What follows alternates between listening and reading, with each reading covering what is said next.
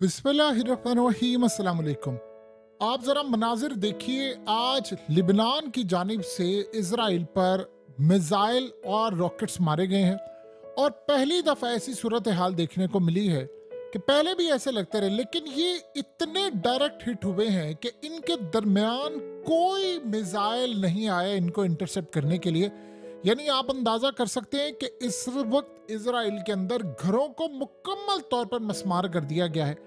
ये असल में नॉर्दर्न साइड के ऊपर है, और ये इस वक्त इसराइल के लोग जो नॉर्थ साइड के ऊपर रह रहे हैं वो कह रहे हैं कि पहली मर्तबा हमें महसूस हो रहा है कि आपके पास अपना घर हो और आप घर से बेघर हो जाएं और आप मुकम्मल तौर पर तबाह बर्बाद हो जाएं। तो हमें अंदाज़ा हो रहा है कि गजा के साथ क्या हुआ। यानी पहली दफ़ा उनको ऐसा महसूस हो रहा है कि हमारे साथ इस वक्त तबाही का मामला पेश आ रहा है। यानी इस वक्त हालत ये है कि जो मिसाइल आकर लग रहे हैं वो डायरेक्ट इनको हिट कर रहे हैं।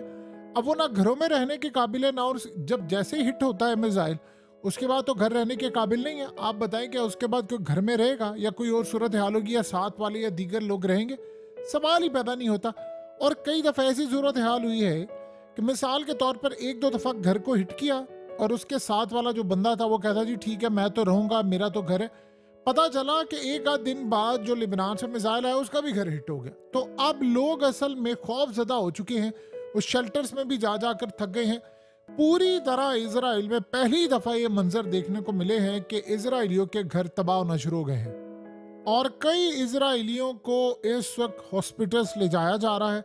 और उससे भी बढ़कर जो सूरत हाल है कि यानी आप सोच रहे मनाजिर जो आसमान पर आ रहे हैं वो पूरी तरह बता रहे हैं कि किस तरह घर, गार्डन, सोसाइटीज मुकम्मल तौर पर तबाह हो रही है।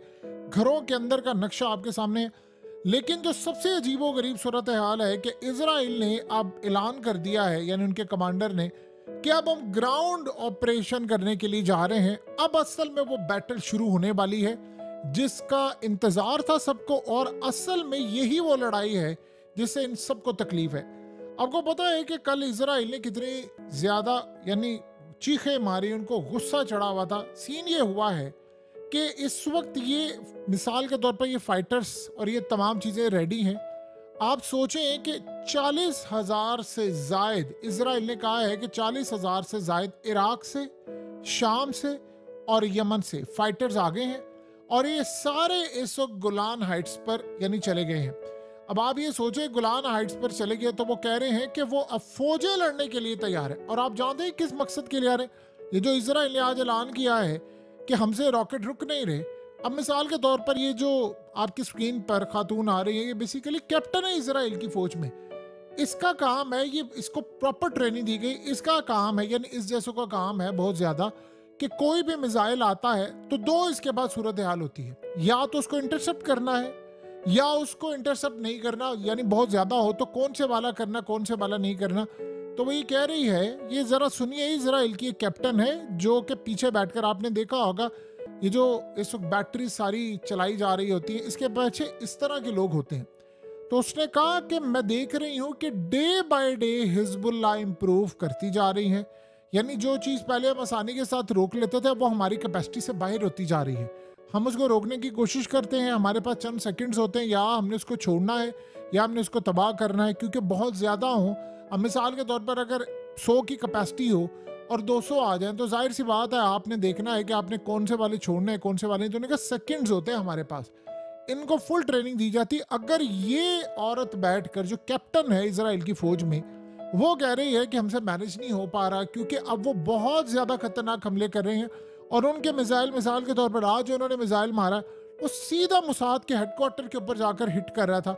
सो इस सूरत हाल में इसराइल को ये अंदाजा हुआ है कि उनके पास अब कैपेसिटी नहीं है लड़ने के लिए उस लेवल की।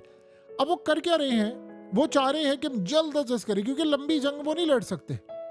इसराइल के कमांडर सब ये कह रहे हैं कि हम ग्राउंड ऑपरेशन करने जा रहे हैं, यानी ग्राउंड पर जिस तरह इन्वेजन करने जा रहे हैं, हम जाकर अब लिबनान को फतह करने के लिए जा रहे हैं।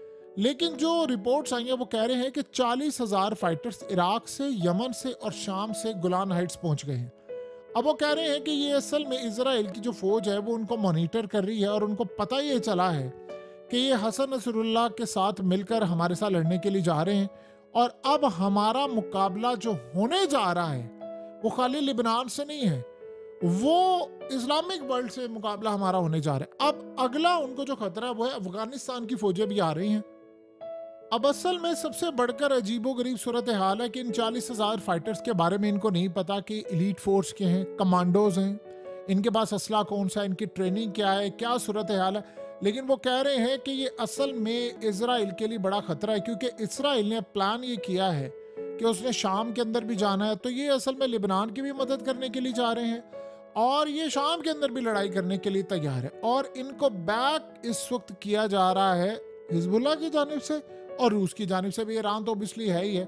वो कह रहे हैं कि अभी सूरत हाल में हमारे पास बहुत सारी यानी फैक्टर्स हैं और हमें अंदाज़ा है कि ये असल में जो फौजें हैं इनको टास्क ये दिया गया है कि आपने इसराइल के फौजियों को मारना है, आपने उनको नुकसान पहुंचाना है। और ये जो अब हम ग्राउंड पर ऑपरेशन करने जा रहे हैं ये असल में अब हमारे लिए खतरनाक सूरत हाल ये बन रही है कि इनके पास बैकअप में लाखों के हिसाब से फोर्सेज है।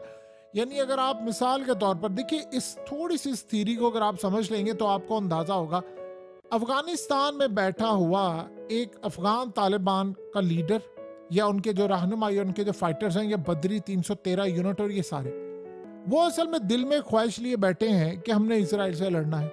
उनके पास अब जाहिर सी बात है एयरफोर्स नहीं है, उनके पास वो लेवल नहीं है, तो उनको मौका नहीं मिला। वो कह रहे हैं कि हमने अब ये मौका नहीं गंवाना। अब उनका जो असल में प्लान था, अब जाहिर सी बात है जब इन्होंने गजा में जाना था, गजा में दाखिल होने का रास्ता कोई नहीं है, सुरंगे हैं और वो जरूर लड़े हैं, तो अब उनको ये मौका मिलेगा कि अब हमने करना है। इसी तरह ईरान के अंदर 25 लाख लोगों ने अपने आप को वॉलंटियरली रजिस्टर्ड करवाया हुआ है। इसी तरह इराक में, शाम में सीन ये है कि आज तक मौका नहीं मिल पाया किसी को। ये पहला मौका है, क्योंकि पहले इजराइल ने जब भी हमला किया है एयरफोर्स से हमला किया, इलाके कब्जे में लिए।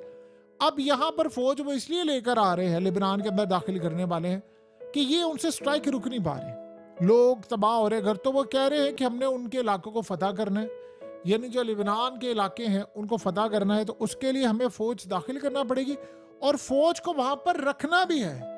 यानी ऐसा तो नहीं है कि आपने, क्योंकि अब आपने इलाके फतह करने तो फौज तो रखनी पड़ेगी। तो अब उनके साथ लड़ाई के लिए दुनिया भर से फाइटर्स आ रहे हैं। अब ये बात जरा आपने समझनी है।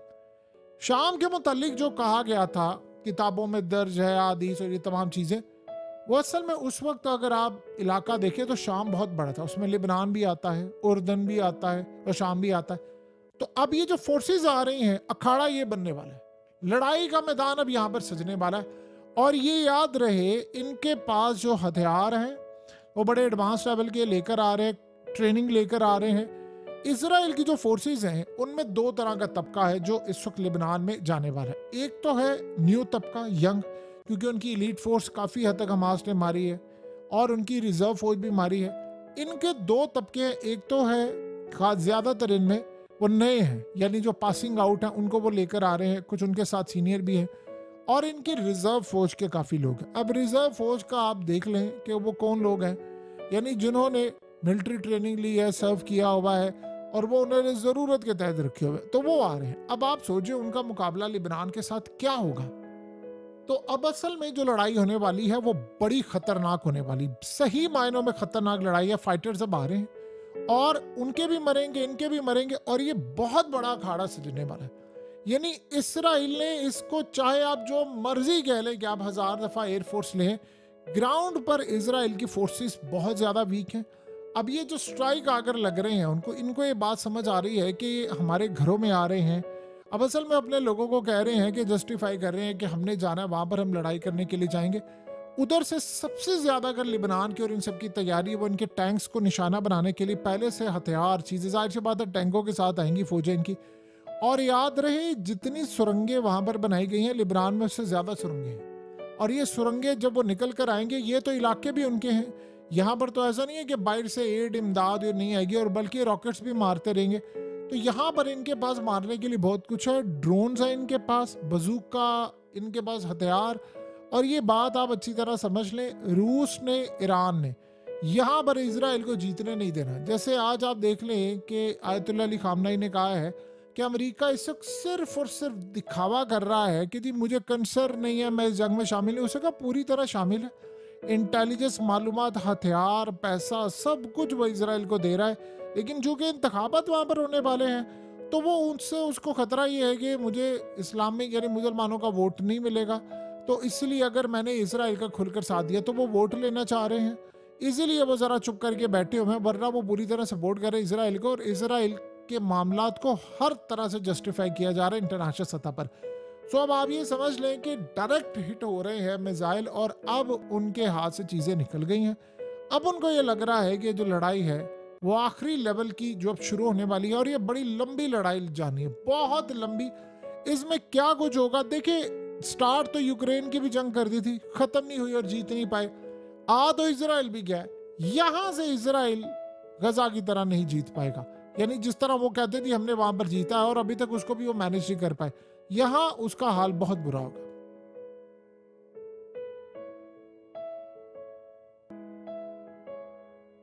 हकीकत टीवी को सब्सक्राइब करना मत भूलें, वीडियो को लाइक करें, शेयर करें और कमेंट सेक्शन में अपनी राय का इजहार जरूर करें।